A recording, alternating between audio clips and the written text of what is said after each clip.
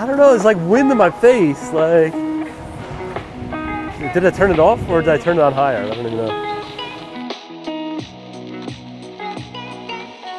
Hello, I'm Aaron Rubin, the CEO of ShipHero. I'm at one of our facilities. I want to show you a typical way you should set up your packing station and what that process should look like. So your objectives are, first of all, you want to minimize touches. So you want to touch everything once.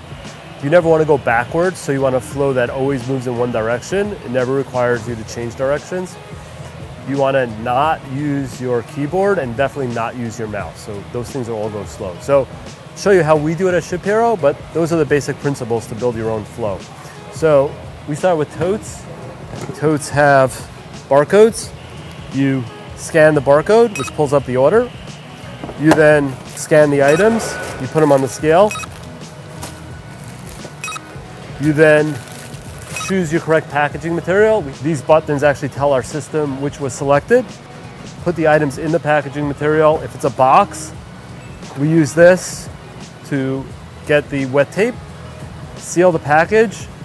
The invoice is printed by pressing this button here. So we don't use a keyboard, we don't use a mouse, we just use this big button that says invoice and label.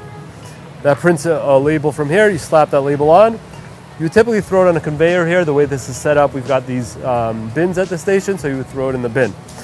If you need void fill, that's available right here. There's a foot pedal, so you're completely hands-free.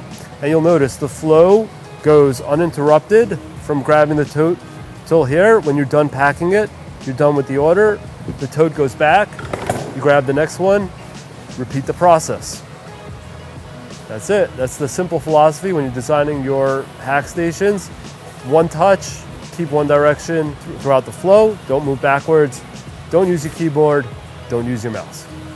Just keep those points in mind.